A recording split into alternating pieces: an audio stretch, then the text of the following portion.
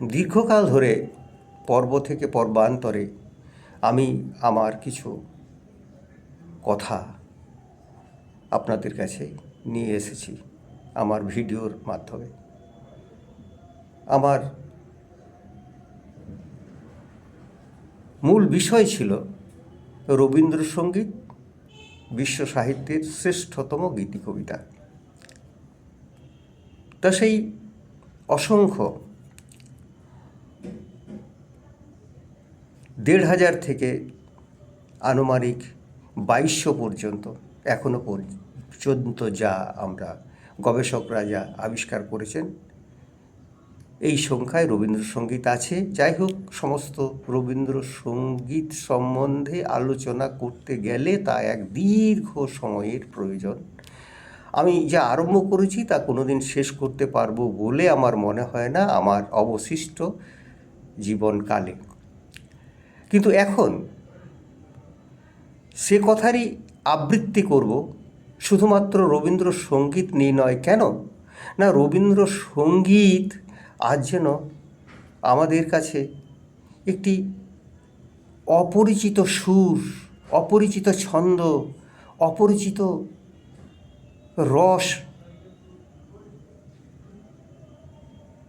রসে পর্যবসিত হয়েছে। বড় বেদনার জীবনের সায়াহ্নবেলায় আর আজকার এই সায়াহ্নবেলায় আমি এ কথা দ্বিধাহীন চিত্তে আপনাদের কাছে উপস্থাপিত করতে চাই যে রবীন্দ্রসঙ্গীতের সেই গরিমা, রবীন্দ্রসঙ্গীতের সেই যে সর্বজনমন প্লাবী যে ব্যঞ্জনা এবং প্রভাব, তা আজকে অনেক স্তিমিত। আপনারাও জানেন, উপলব্ধিও করেন, বুঝতেও পারেন। মাত্র একটি সামান্য সীমাবদ্ধ গণ্ডির মধ্যে আবদ্ধ হয়ে আছে এই রবীন্দ্রসঙ্গীতের ব্যঞ্জনা, অনুরণন এবং তার প্রভাব। কেন এখন বর্তমান এই সময়কালটিতে, একেবারে বর্তমান সময়কালটিতে রবীন্দ্রসঙ্গীত যেন আমাদের কাছে একটা সুদূরের বিষয়বস্তু হয়ে দাঁড়িয়েছে। রবীন্দ্রসঙ্গীতে তো হিংসা, জিঘাংসা, অত্যাচার, অনাচার, রবীন্দ্রসঙ্গীতে তো আত্মহনন, এগুলো তো নেই। তাহলে রবীন্দ্রসঙ্গীতকে বাদ দিয়ে কথা বলবো তাও হবে না। রবীন্দ্রনাথ আছেন, সঙ্গীতে সবচাইতে তিনি বেশি করে আছেন। রবীন্দ্রনাথ তার সাহিত্যে যতখানি আছেন সে তো অতলান্ত, সে তো আকাশ ও সন্নিভ, সে তো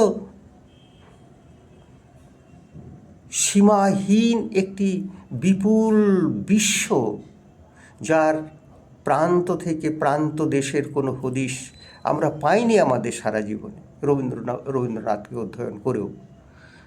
আজকে কেন এতগুলো কথা বলছি? আজকে এই কথাগুলো আরম্ভ করেছি এই কারণেই যে আজকে বাংলার পরিণতি কী, আর পরিণতির সঙ্গে সঙ্গে নিয়তিই বা কী, বা আসন্ন অবস্থাটাই বা কী। কেন বলছি? গতকাল ওই রাষ্ট্রীয় সন্ত্রাসের কথা আমি বলেছি, আরম্ভ করেছি রাষ্ট্রীয় সন্ত্রাসের কথা বলে। আজকে সেটি আরেকটু দীর্ঘায়িত করব এবং আজকে আমি বাঙালির ইতিহাস নিয়ে আলোচনা আরম্ভ করব, যা কিছুদিন ধরে চলবে। তাদের কথা বলবো, সব বাঙালির কথা বলবো না।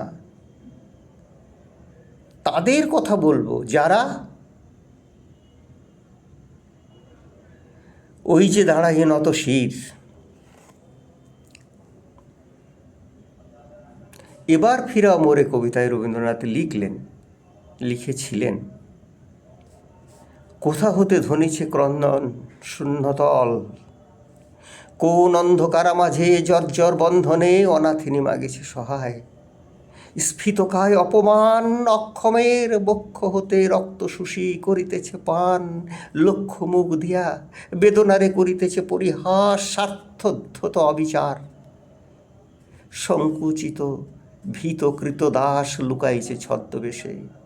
ওই যে দাঁড়ায় নত শির, মুখ সবে ম্লান মুখে লেখা শুধু শত শতাব্দীর বেদনার করুণ কাহিনী।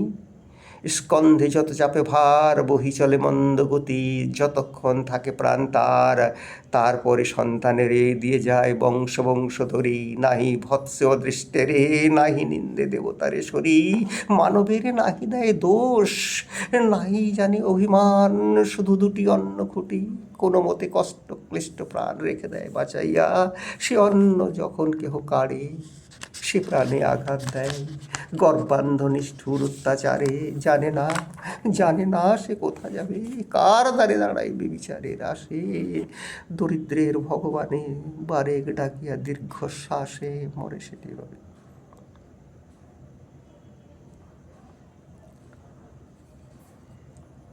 আমি দেখেছি সেদিন বিডিও অফিসে গিয়েছিলাম দ্বিতীয়বার নির্বাচন তালিকায় নাম তোলার জন্যে, এবং এই চিত্র, এই দৃশ্য আমি দেখে এসেছি। সহস্র সহস্র মানুষ, শত নয় সহস্র মানুষ, এবং ওই দাঁড়ায়ে নত শির, ম্লান মুখে লেখা আছে শত শতাব্দীর বেদনার করুণ কাহিনী। জানে না সে কোথায় যাবে, কার ধারে দাঁড়াইবে ভিখারির কাছে, দরিদ্রের ভগবানে বাড়ি, হে ভগবান, হে ভগবান, হে ভগবান, কি করি। এবং শুধু তাই নয়, এর পরিণাম আরও ভয়ঙ্কর। ঘরে ফিরে যাচ্ছে সেই বৃদ্ধ, রাত্রির অন্ধকারে নিরালায় এক কোণে তার জাতিহারা, রাষ্ট্রহারা, ধর্মহারা মহাশ্মশান বলে মনে হয়েছে এই বঙ্গভূমিকে, এবং সে রাত্রির অন্ধকারে আত্মহননে প্রবৃত্ত হচ্ছে।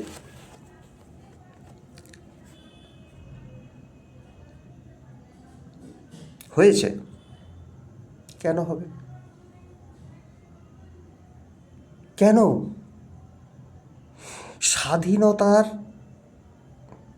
এতগুলো বছর পেরিয়ে গেল, এই তো আরও ১.৫ দশক পরে তো আসবে স্বাধীনতার শতবার্ষিকী।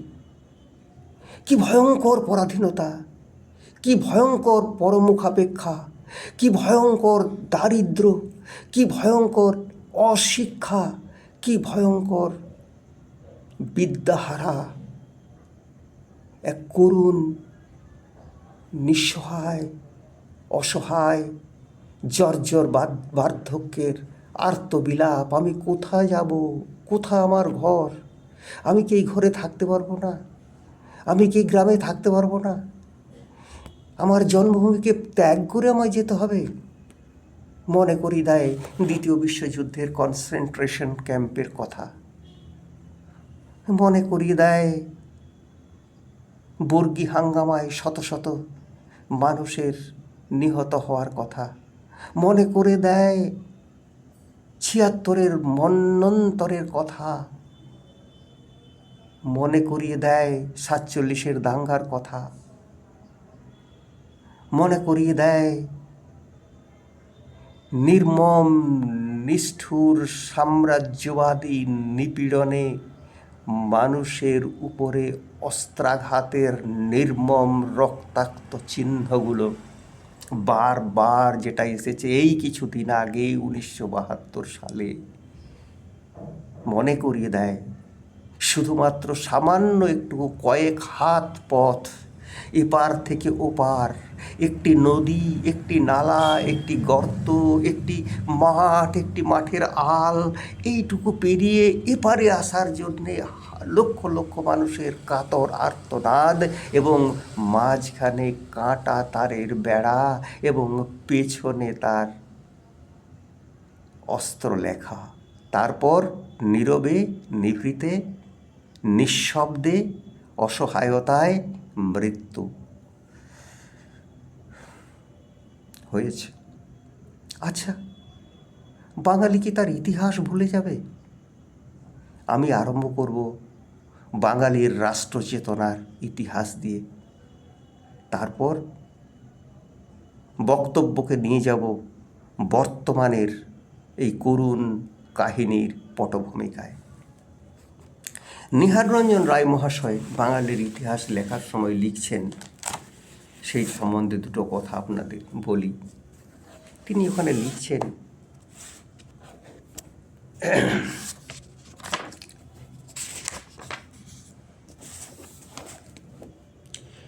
প্রাকার্য নানা কৌম ধর্মবিশ্বাস। প্রাকার্য, হ্যাঁ, তার আগে বলেনি, এই বিড়ম্বনা, এই নারকীয় বিড়ম্বনা, এই মৃত্যু সদৃশ যে অবস্থার আজকে সৃষ্টি হয়েছে, সম্মুখে চিতাগ্নি শিখা জ্বলে জ্বলে উঠেছে, এই যে অকাল মৃত্যুর মিছিল, তার উৎসে আছে কিন্তু ধর্ম, একটি ধর্মবোধের বা ধর্মীয় চেতনার অর্থহীন কিছু ব্যাখ্যা, যা কিন্তু মানুষের মনুষ্যত্বের ধর্মকে অস্বীকার করে, যা মনুষ্যত্বের ধর্মকে বলিদান দেয় নিষ্ঠুরতার যুপকাষ্টে, রাষ্ট্রতন্ত্রের যুপকাষ্টে। এবার আসি ইতিহাসে। প্রাকার্য কৌম ধর্মবিশ্বাস ও অনুষ্ঠান, ব্রাহ্মণ্য ধর্মের নানা মত পথ অনুষ্ঠান, তারপরে আসে বৌদ্ধ ধর্ম, জৈন ধর্ম প্রভৃতির তাদের আদর্শ আচার অনুষ্ঠান উচ্চকোটি ও লোকায়ত স্তরে বাঙালির জীবনে প্রচলিত ছিল। আমি দ্বাদশ শতাব্দীর পূর্বেকার সময়কালের কথা বলছি, এবং ইতিহাসকারও তাই বলছেন। ধর্মমত ও পথ লইয়া বাদ বিসম্বাদ কলহ কোলাহল ছিল না এমন নহে, কিন্তু রাজার বা রাষ্ট্রের যাহারা রোষাকর্ষণ করিয়া থাকিবেন, অর্থাৎ রাজা এবং রাষ্ট্রের রোষ কোনো একটি নির্দিষ্ট ধর্মের উপর তখনও পতিত হয়নি, তুর্কি আক্রমণের পূর্ব মুহূর্ত পর্যন্ত।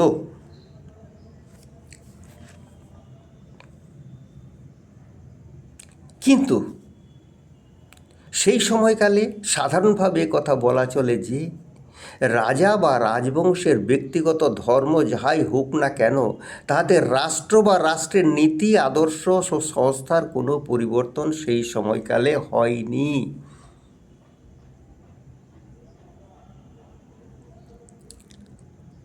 সেন বর্মন পর্বে খুব সম্ভব এই আদর্শের ব্যত্যয় শুরু হলো, এবং এই পর্বের একাধিক রাষ্ট্রনায়ক পরধর্ম সম্বন্ধে যে ভাষা ব্যবহার করলেন, যে মনোবৃত্তি পোষণ করলেন, তাহাতে সন্দেহ জাগা বিচিত্র ছিল না যে অচিরেই, সেই সময়কালে দ্বাদশ শতকের সময়কালে বলা হচ্ছে যে অচিরেই এই ধর্মগত চিন্তার দ্বারা মানুষের মনুষ্যত্ব অপহৃত হবে।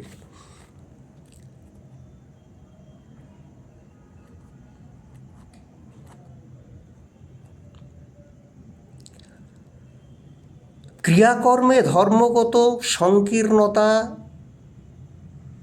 মানুষকে বিভক্ত করে দেয়নি, মানুষকে বিভক্ত করে দিয়েছে ধর্মীয় ধ্যান ধারণা, যখন রাষ্ট্র শক্তির হাতে এসেছে এবং একটি নির্দিষ্ট ধর্মীয় সম্প্রদায় ছাড়া অন্য ধর্মীয় সম্প্রদায় যে অনাচারী, কুসংস্কারে আচ্ছন্ন এবং তারা নরকবাসের যোগ্য, এই ধরনের মর্মান্তিক অমানবিক ধারণার জন্ম হলো যখন, তখন থেকে শুরু হলো শুধু ভারত নয়, শুধু বিশ্বের কথা আলোচনা করলে তা বৃহত্তর একটা ইতিহাসে রূপান্তরিত হবে বলেই ছেড়ে দিয়েছি।